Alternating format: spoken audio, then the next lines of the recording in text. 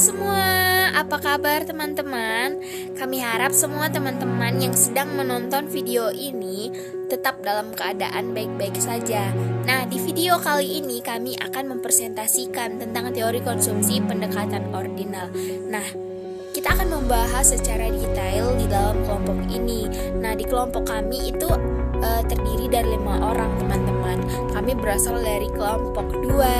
Nah, perkenalkan dulu terlebih dahulu nama kami. Saya sendiri perkenalkan Elrisa Marsanda Berwinting. Saya sebagai moderator dalam video ini. Dan ada teman-teman saya yang bernama Beliani Borubangun, ada Faradila Triwindani, Nova Romadia Berupadang, dan Putri Ramadhani Nasution. Nah, untuk menyingkatkan waktu, ada baiknya teman-teman saksikan video selanjutnya. Oke, sebelum kita lanjut kepada pemaparan materi, ada baiknya kita mengetahui tujuan dari pembelajaran kelompok kami. Yang pertama itu untuk mengetahui apa sih sebenarnya teori ordinal. Nah, yang kedua itu supaya kita bisa mengetahui tentang kurva indifference. Dan yang ketiga itu untuk menambah wawasan tentang perbedaan kita, teori kardinal dan ordinal. Oke teman-teman, pertama kita akan membahas apa yang dimaksud dengan pendekatan ordinal.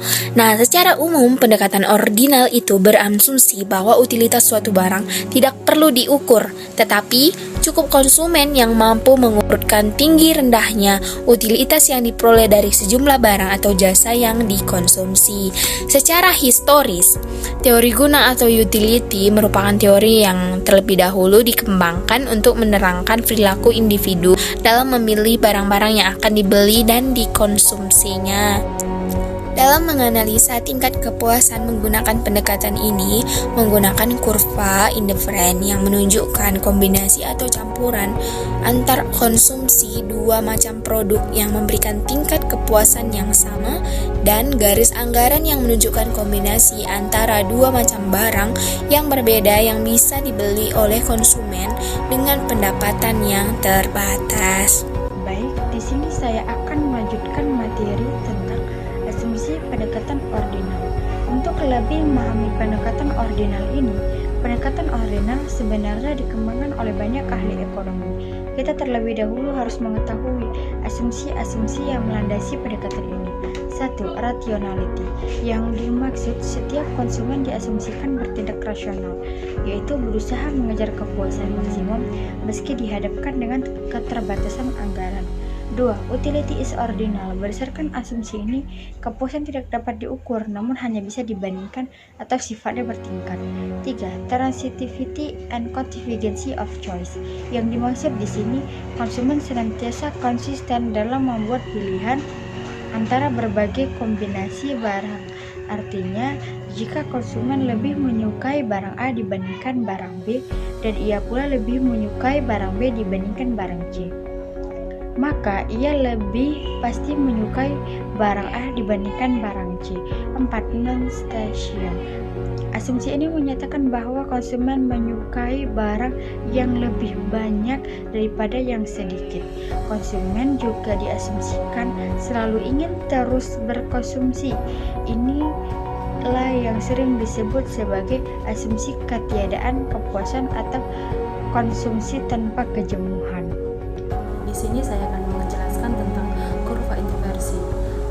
Untuk menjelaskan teori ordinal dapat menggunakan kurva inversi.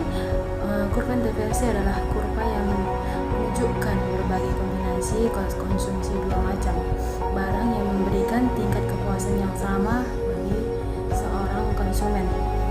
Walaupun telah dinyatakan bahwa menurut teori ordinal kegunaan atau kepuasan tidak dapat dihitung, namun untuk keperluan studi tidaklah salah bila kita memaksimumkan bahwa informasi dari kurva inversi dapat diterjemahkan dalam persamaan kuantitatif.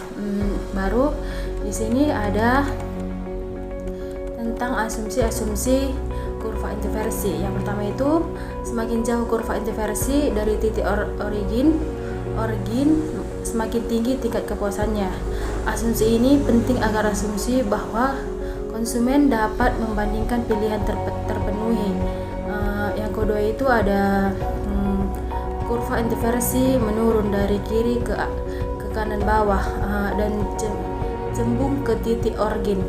Asumsi ini menggambarkan adanya kelangkaan. Bila suatu barang makin langka, harga makin mahal. Yang ketiga itu ada kurva interversi tidak saling berpotongan. Asumsi ini penting agar asumsi transvitasi terpenuhi. Kurva garis anggaran atau budget line. Garis anggaran adalah suatu kurva yang berbentuk garis lurus yang menggambarkan kombinasi dua barang yang dapat dibeli oleh sejumlah pendapatan tertentu. Perubahan pada budget line atau garis anggaran dapat dipengaruhi oleh perubahan harga barang dan perubahan pendapatan. Perubahan pada harga dan pendapatan akan mempengaruhi daya beli seseorang, seperti dijelaskan pada teori permintaan bahwa jika harga barang naik, maka akan membuat seseorang membeli lebih sedikit. Sedangkan jika pendapatan naik, maka akan membuat konsumsi lebih banyak. Pada gambar perubahan budget line A, kita akan melihat perubahan garis anggaran akibat adanya perubahan harga barang. Pada grafik di atas, dapat dilihat adanya garis anggaran 1 atau BL1, garis anggaran 2 atau BL2, dan garis anggaran 3 atau BL3. Pada kurva di atas digambarkan bahwa harga barang X berubah, sedangkan harga barang Y tidak berubah. Anggap saja kurva budget line awalnya yaitu pada BL1. Ketika terjadi penurunan harga barang X, maka garis anggaran akan menjadi BL3.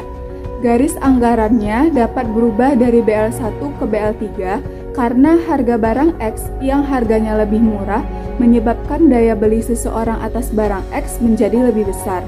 Harga barang lebih murah menyebabkan seseorang dapat membeli lebih banyak. Di sini kita menganggap bahwa pendapatan seseorang tersebut secara nominal tidak berubah. Begitu pula apabila terjadi kenaikan harga barang, maka budget line akan bergeser dari BL1 ke BL2. Dengan titik awal kita pada BL1 dan terjadi kenaikan harga barang X sehingga menyebabkan garis anggaran ke BL2. Harga barang yang lebih mahal menjadikan kemampuan seseorang untuk membeli barang X menjadi lebih kecil. Pada BL2, kuantitas barang yang dapat dibeli menjadi lebih kecil karena harga barang lebih mahal, sedangkan pendapatannya tetap. Selanjutnya, pada gambar perubahan budget line B, terjadi perubahan pendapatan sehingga garis anggaran berubah. Perubahan garis anggaran akibat dari perubahan pendapatan. Misalkan kita menganggap garis anggaran awal kita pada BL1. Bila seseorang mendapatkan promosi jabatan sehingga pendapatannya meningkat, maka budget line-nya akan berpindah ke BL3. Karena pada budget line 3 atau BL3 menunjukkan pendapatan yang lebih tinggi dari sebelumnya. Dengan posisi garis anggaran pada BL3 menjadikan seseorang dapat memilih kombinasi konsumsi barang X dan Y yang lebih banyak dari sebelumnya. Karena dengan pendapatan yang lebih banyak, seseorang dapat membeli barang lebih banyak, dengan asumsi bahwa harga barang tidak berubah.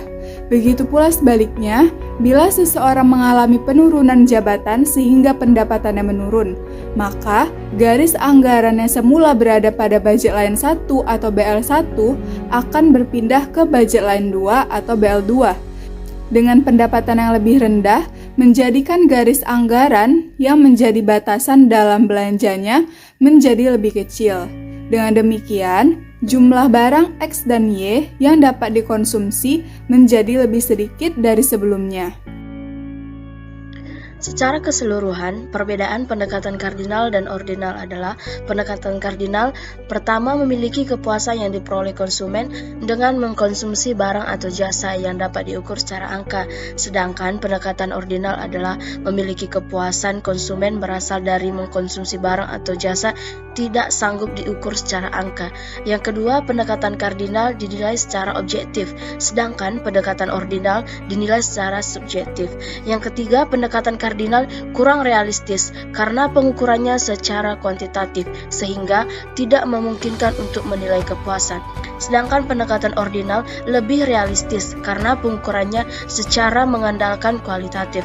Dan yang keempat, pendekatan kardinal berdasarkan analisis marginal, sedangkan pendekatan ordinal berdasarkan analisis kurva indiferen.